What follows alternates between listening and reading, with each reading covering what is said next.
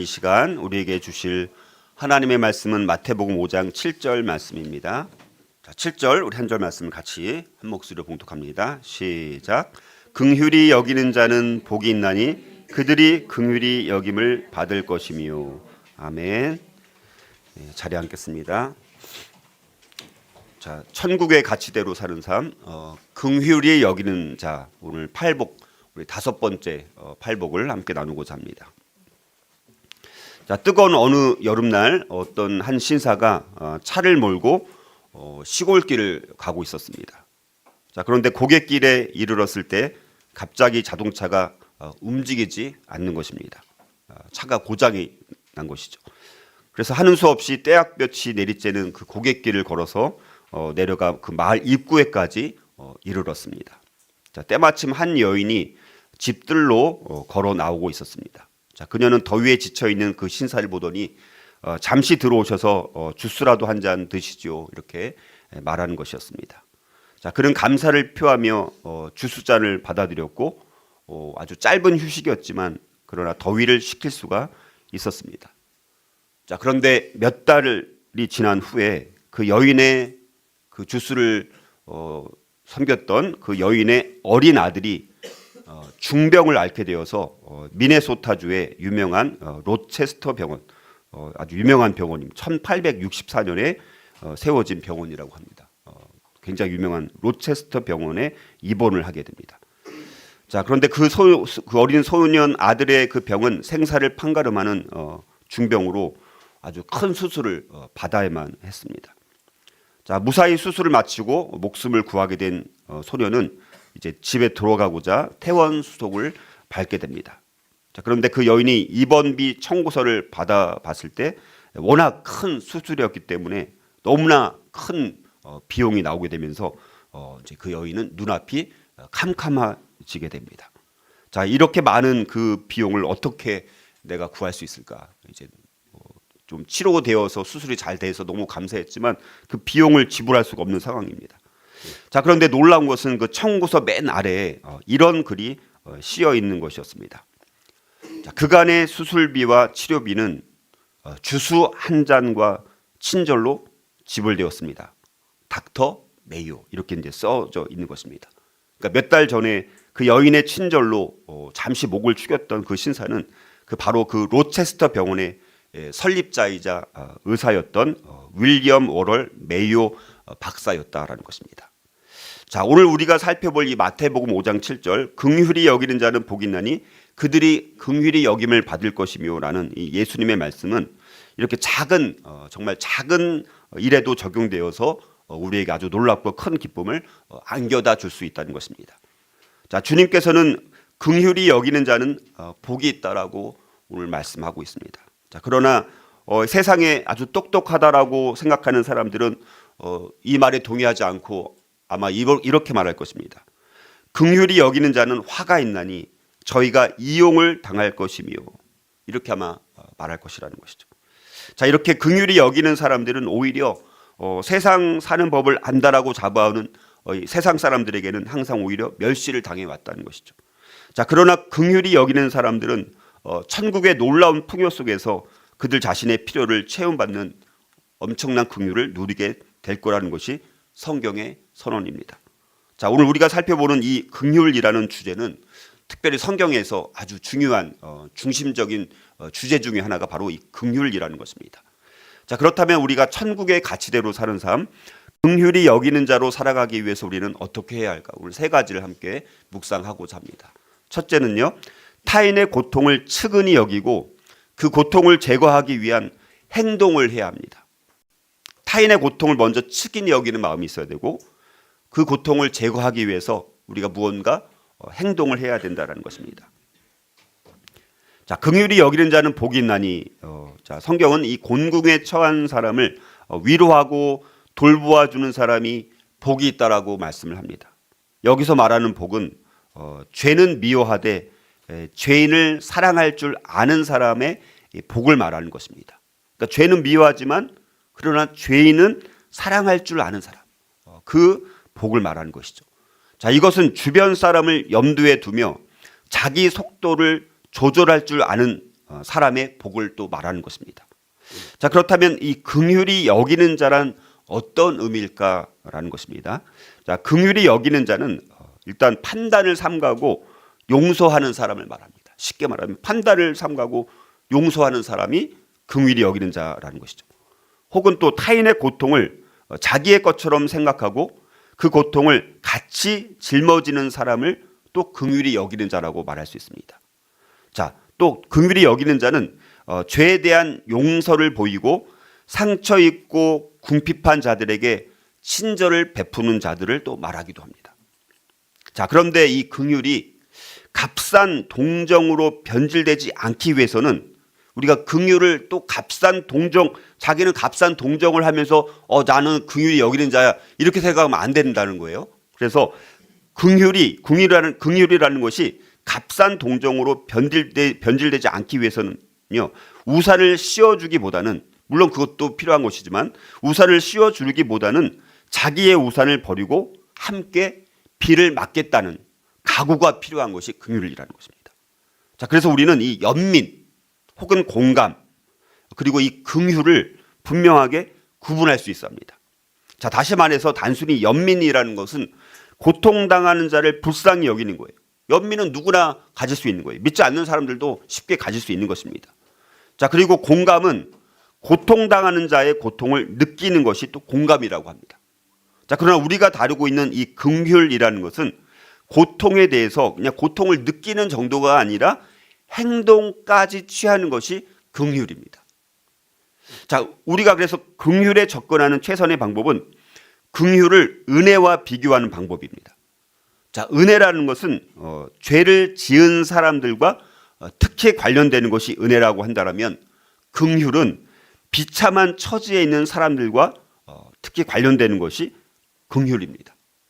그러니까 바꿔 말하면 은혜가 죄를 전체로서 총괄적으로 내려다보는 반면에 긍휼은 특히 이 죄의 비참한 결과를 내려다보는 것이 긍휼입니다.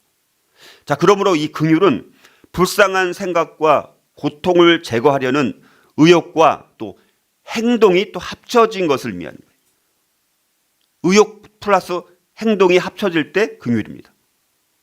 다시 말해서 긍휼은 측은감과 행동이 합쳐진 거예요. 그냥 측은히 여기는 거는 잠시 일시적으로 누구나 다 할 수 있는 것이지만 이것이 행동으로 합쳐지지 않으면 긍휼이 아닌 거예요. 측은히 여기고 측은감과 더불어서 행동이 합쳐질 때 긍휼이라는 것입니다. 그러니까 긍휼은 다른 사람들의 슬픔이나 고통과 관련된 측은감과 또 외적 행동이 합쳐진 거예요. 자, 그러므로 우리 그리스도인은 측은감을 가지죠. 그리고 또 사람들의 고통과 비참함에 대한 그의 관심은 그 비참함을 제거하려는 열정과 행동으로 유도된다는 것이죠. 자, 이것의 신뢰를 한번 들어볼 수 있습니다. 만약 우리가 긍휼한지 아닌지를 아는 길은 우리 자신이 비참한 처지에 있는 사람에 대해서 어떻게 느끼는가를 먼저 살펴보면 알 수 있습니다. 자, 만약에 우리가 나는 이 점에서 내 권리를 행사해야겠어. 나는 법대로 처리할 거야. 이 사람은 내게 죄를 범했으니 잘 됐어. 마침내 나한테 절호의 기회가 온 거야. 라고 한다면 긍휼일까요? 오히려 긍휼의 정반대가 되는 것이죠. 자, 그래서 또 우리 자신을 또 공격하고 괴롭혔던 비참한 처지에 있는 사람이 또 우리 자신의 수중에 있다라고 한번 가정을 해볼 수 있습니다. 저와 여러분은 그 사람에 대해 복수의 영을 품고 있습니까? 아니면 고통 중에 있는 저와 여러분의 그 원수들에 대해서 측은하고 불쌍히 여기는 친절한 영을 품고 있느냐라고 질문을 던져보면 된다는 것이죠. 자, 신약 성경에서 이 긍휼의 신뢰로 우리가 잘 알고 있는 선한 사마리아 사람의 비유를 들 수 있습니다. 자, 우리 이 긍휼의 신뢰를 가장 적절하게 보여준 사례가 있다면 선한 사마리아 사람의 비유가 있죠. 자, 여행 중에 이 사마리아 사람은 강도들의 손에 떨어졌던 이 불쌍한 사람을 보고 가던 걸음을 멈추고 그가 누워 있는 곳으로 가까이 다가가게 되었습니다. 자, 다른 사람들도 지나갔습니다. 그러나 그 사람을 보았지만 그대로 그냥 못 본 채 지나갔습니다. 다른 사람들은. 자, 그들이 동정이나 어떤 측은감을 느꼈는지는 모르지만 거기에 대해서 아무런 어떤 조처도 취하지 않았다라는 것이죠. 하지만 여기에 이 긍휼을 베푼 사람, 선한 사마리아 사람을 한번 볼 수 있습니다. 자, 다시 말해서 이 사마리아 사람은 멈추어 서서 주변 사람들, 다시 말해서 이웃의 필요를 보았다는 것이죠. 그러니까 선한 사마리아 사람은 먼저 고통을 당하고 도움이 필요한 사람이 있을 때 멈추어 서서 그 사람 필요가 뭔지를 먼저 본다는 것입니다. 두 번째로 이 사마리아 사람은 편견과 판단을 중지하고 사람들의 고통을 공감을 했던 것을 보게 됩니다. 자, 그런 강도에 희생된 사람을 불쌍히 여겨서 길 건너 다가가서 상처를 싸매주고 그 사람을 데려다가 양식과 숙소를 준비시켜 주었습니다.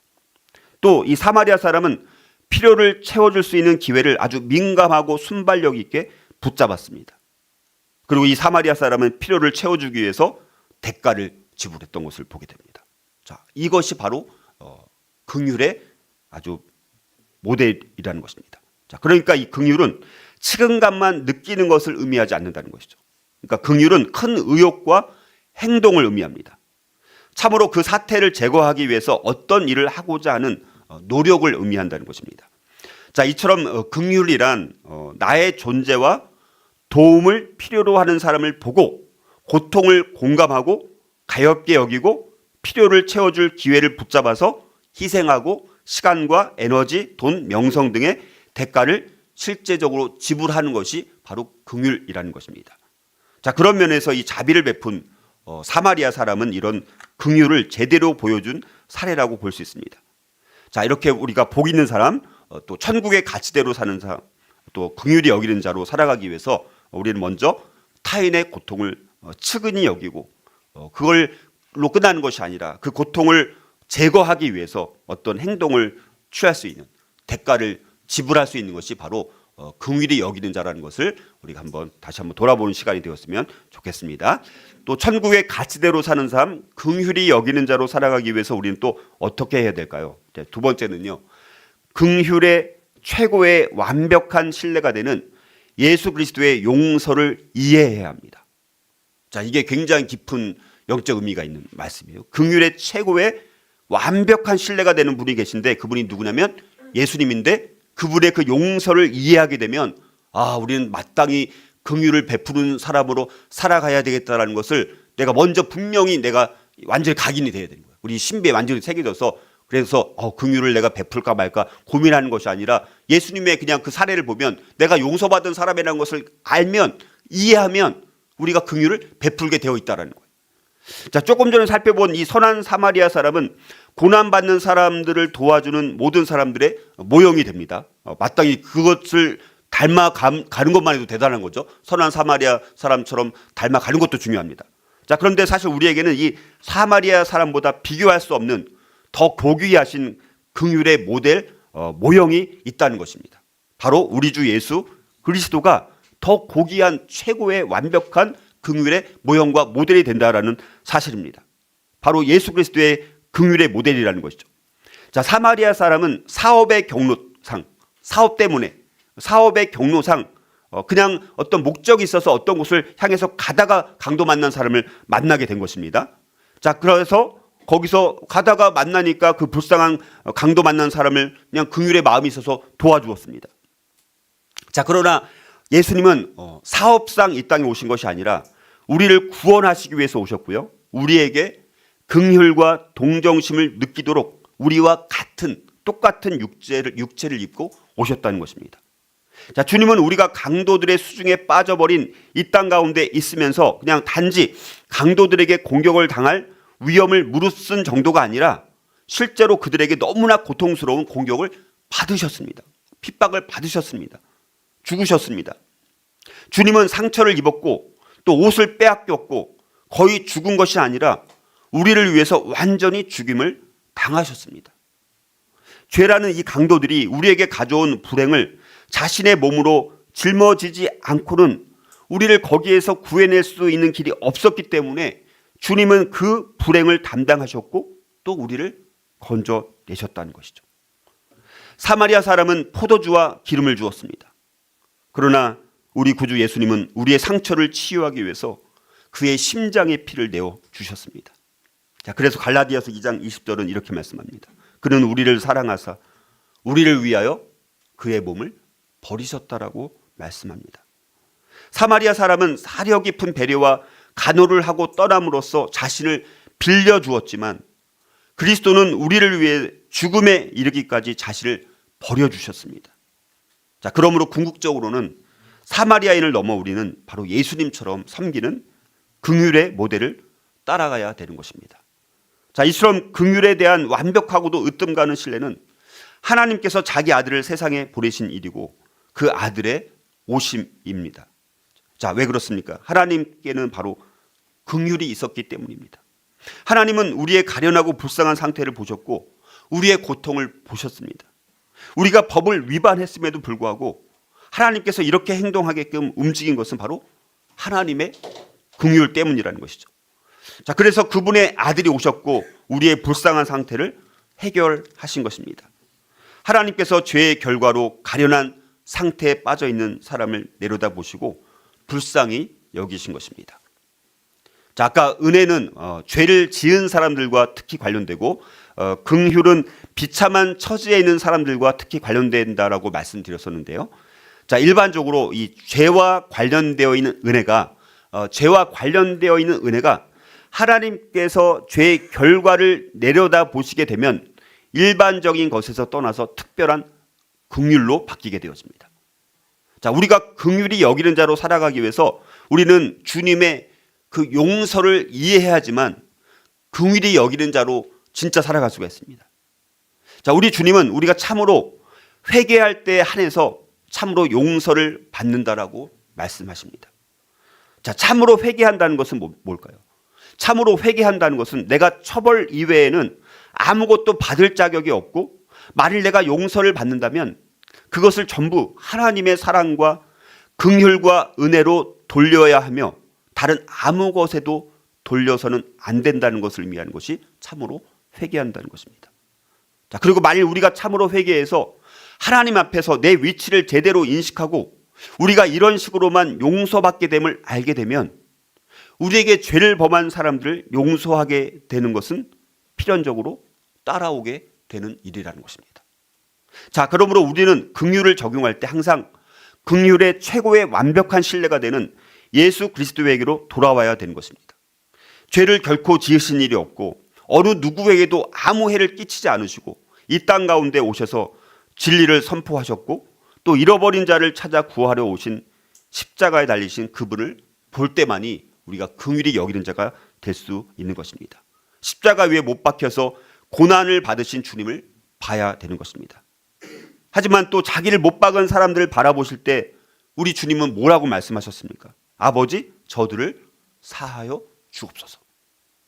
왜 그렇습니까? 저들이 자기들이 하는 일을 알지 못하기 때문이라는 거예요. 그렇게 하는 것이 그들이 아니라 바로 사탄이었고 그들은 희생물이었다라고 주님은 보신 것입니다. 그들은 죄의 통제와 지배를 받고 있었습니다. 그래서 주님은 이렇게 말하고 있는 거예요. 그들은 죄 때문에 미쳤습니다. 그들은 내가 당신의 아들인 줄을 모릅니다. 그들은 나의 하나님을 알지 못합니다. 그들은 이 세상 신에 의해서 눈이 멀었습니다. 그들은 그들이 하고 있는 것을 알지 못합니다.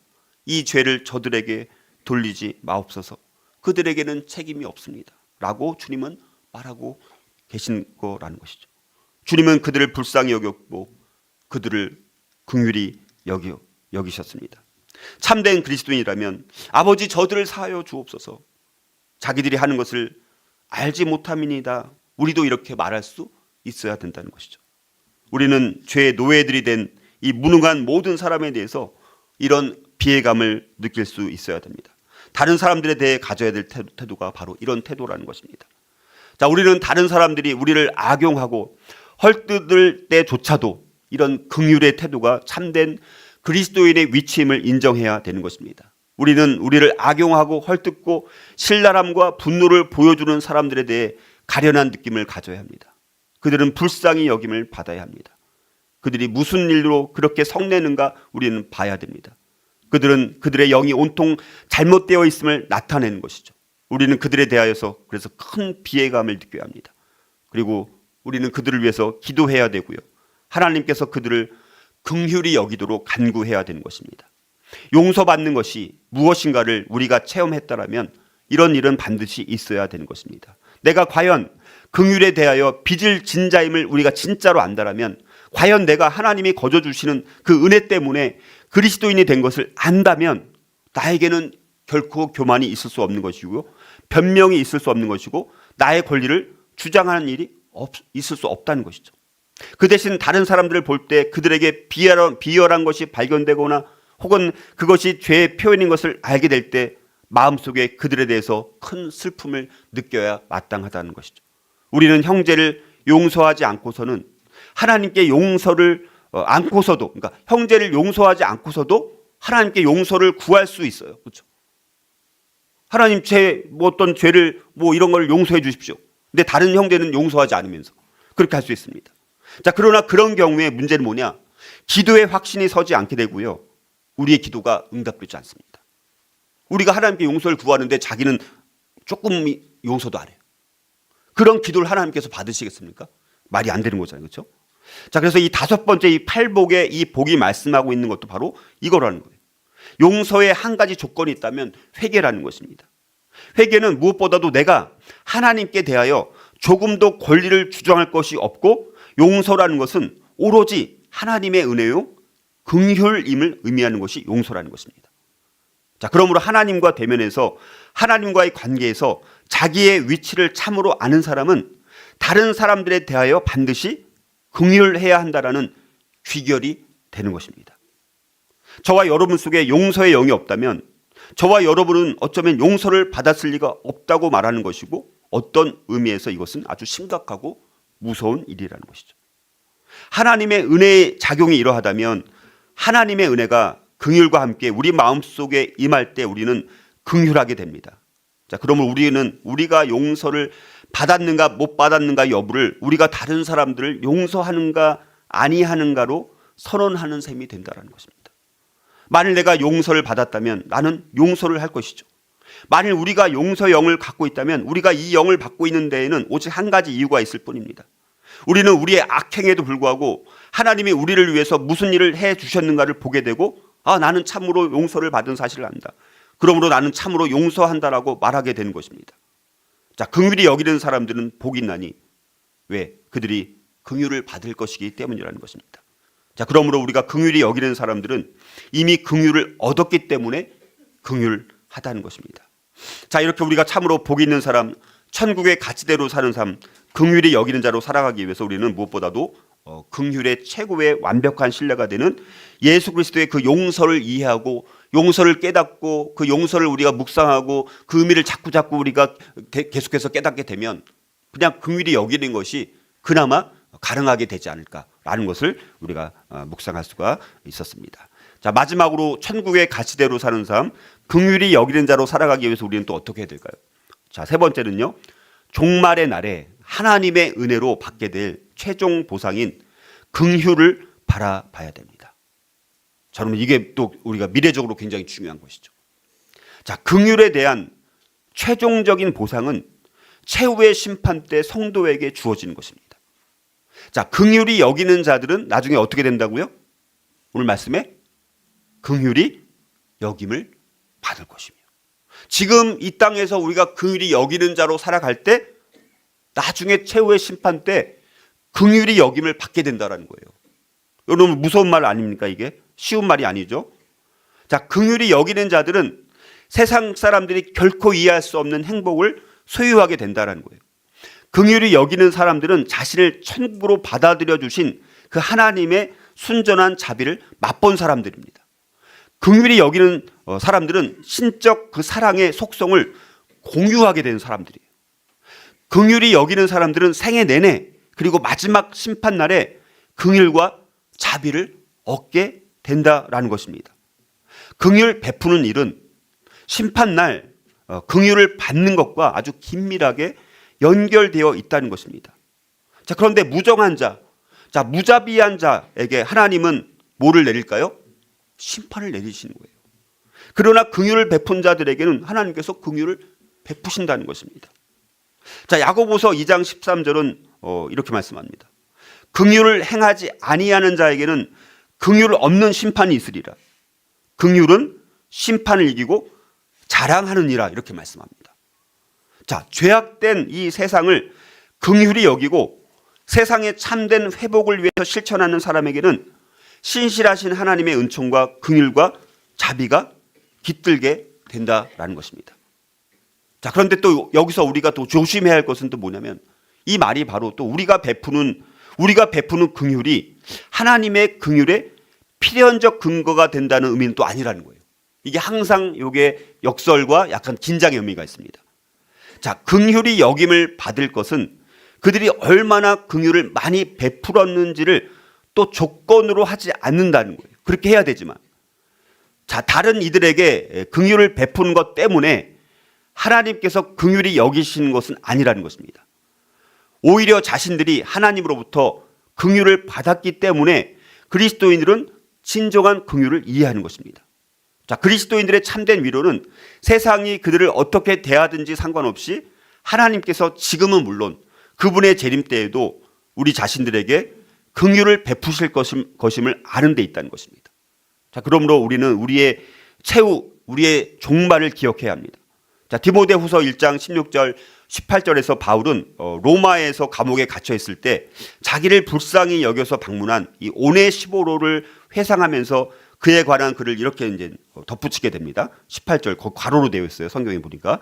자, 괄호로 된 부분을 뭐라고 이제 되어 있냐면 원하건대 주께서 그로 하여금 오네시보로 그로 하여금 그날에 주의 긍휼을 입게 하여 주옵소서. 이렇게 이제 덧붙이고 있는 것을 보게 됩니다. 자, 최후의 날에 우리는 모두 뭐가 필요한 것이죠? 긍휼이 필요한 것입니다. 여러분들, 종말의 날에 우리가 모두 그리스도의 그 심판석 앞에 서서 우리 몸으로 행한 행실의 기록을 직고할 때, 우리가 이 땅 가운데서 행했던 모든 행실들을 다 직고할 때 우리가 뭐가 필요할까요? 긍휼이 필요한 거예요. 여러분들, 내가 하루에도 죄를 몇 번이나 지을까요? 마음으로 짓는데도 죄입니다. 나는 죄 안 짓고 나는 성경 없어도 나는 깨끗하게 살고 있어. 그렇게 말하는 사람, 그게 말이 됩니까, 여러분들? 자기가 알고 모르게 행하는 죄가 얼마나 많은데, 그리고 실제 행하지 않는 죄도 마음에서부터 죄를 짓고 있으면 그것 자체가 죄라고 성경은 그렇게 말하지 않습니까? 분명코 우리가 그릇되고 사악한 일들이 우리 가운데 얼마나 셀 수 없이 많이 있었느냐라는 거예요. 자, 그러므로 우리는 그날에 바로 긍휼이 필요하게 된다라는 거예요. 그러므로 우리가 하나님께 감사해야 합니다. 그리스도의 은혜가 우리들 속에 있을진데, 주님의 영이 우리들 속에 있고 우리가 긍휼할진데 우리는 그날에 바로 긍휼을 받을 것입니다. 우리로 긍휼하게끔 하는 것은 바로 하나님의 은혜예요. 내가 행한 공로 때문이 아니라 하나님의 은혜는 우리를 긍휼하게 만듭니다. 그러므로 이런 결론에 이르게 되는 것이죠. 즉, 우리가 만일 긍휼하지 못하다면 여기에는 오직 한 가지 설명이 있을 뿐입니다. 뭡니까? 우리는 하나님의 은혜와 긍휼을 이해하지 못한 것입니다. 우리는 그리스도의 밖에 있고요, 아직 죄 속에 있고 용서를 받지 못하고 있다라는 것입니다. 우리가 긍휼을 행하지 못한다라면 우리는 그러므로 우리 자신을 제대로 살펴봐야 되는 거예요. 저와 여러분 정말 긍휼을 합니까? 저 죄인들이 저와 여러분에게 죄를 지어도 그 모든 죄인들을 그래도 불쌍히 여깁니까? 물론 그들을 악한 사람들에게 너무 악한 짓을 행하고 그런 사람들 심판을 해야 되지만, 그러나 그럼에도 불구하고 하나님께서 역사하셔서 회개하게 하셔서 그들의 죄를 보게 해달라고, 그래서 그 죄를 멈추게 해달라고 우리가 그렇게 기도는 해야 되는 것입니다. 저와 여러분은 세상과 혈육과 마귀의 희생물이요 속고 있는 모든 사람들을 불쌍히 여기고 있는가라는 것입니다. 이것이 바로 시금석이라는 것입니다. 자, 긍휼히 여기는 사람이 복이 있습니다. 왜? 그들이 긍휼을 얻을 것이기 때문이죠. 자, 결론을 맺고자 합니다. 자, 예수님의 제자들은 하나님의 선하신 요청이 항상 긍휼이라는 것을 이 복에서 우리가 배우게 된다는 것이죠. 우리는 미가의 고전적인 말씀인 미가 6장 8절 말씀을 기억해야 합니다. 사람아, 주께서 설한 것이 무엇임을 내게 보이셨나니 여호와께서 내가 구하시는 것은 오직 정의를 행하며 인자를 사랑하며 겸손하게 내 하나님과 함께 행하는 것이 아니냐. 참된 제자는 용서받을 수 없는 죄인에 대한 하나님의 자비로운 용서를 경험한 사람들이 진짜 제자입니다. 따라서 그것은 용서를 받을 수 없는 다른 이들에 대한 동일한 긍휼을 보이는 절대적인 감사와 용서에 대한 깊은 이해를 낳게 되는 것입니다. 성경은 하나님의 긍휼하심을 입은 자들은 긍휼을 베푸는 자가 되어야 된다고 말씀합니다. 로마서 12장 8절 혹 위로하는 자면 위로하는 일로 구제하는 자는 성실함으로 다스리는 자는 부지런함으로 긍휼을 베푸는 자는 즐거움으로 할 것이니라. 야고보서 3장 17절 오직 위로부터 난 지혜는 첫째 성결하고 다음에 화평하고 관용하고 양순하며 긍휼과 선한 열매가 가득하고 편견과 거짓이 없나니 이렇게 말씀합니다. 하나님은 참으로 긍휼하십니다. 하나님은 인간이 받을 만하기에 긍휼을 주시는 것이 아니라 받을 만하지 않는데도 불구하고 저와 여러분들에게 긍휼을 주신다는 것이죠. 시편 25편 6절 7절 여호와여 주의 긍휼하심과 인자하심이 영원부터 있었사오니 주여 이것들을 기억하옵소서. 여호와여 내 젊은 시절의 죄와 허물을 기억하지 마시고 주의 인자하심을 따라 주께서 나를 기억하시되 주의 선하심으로 하옵소서. 잠언 14장 21절도 이웃을 업신여기는 자는 죄를 범하는 자요 빈곤한 자를 불쌍히 여기는 자는 복이 있는 자니라 이렇게 말씀합니다. 이렇게 우리가 하나님께 큰 빚을 지고 있다는 것을 깨달으면 우리의 태도는 완전히 달라져야 되는 것입니다. 긍휼이 풍성한 사람은 그들이 하나님의 긍휼을 받았기 때문에 다른 사람들에게 마땅히 긍휼을 베풀어야 된다는 사실을 분명히 깨닫는 사람들이죠. 긍휼을 입은 사람은 그래서 긍휼을 베풉니다. 저와 여러분들이 이 놀라운 긍휼을 깨달았으니 다시 이 긍휼을 풍성히 베푸는 사람으로 우리가 살아가서 또 주님의 그 용서의 의미를 깨닫고 우리가 좀 더 친절하게 다른 사람들에게 긍휼을 베푸는 우리 공동체가 될 수 있기를 주의 이름으로 축복합니다.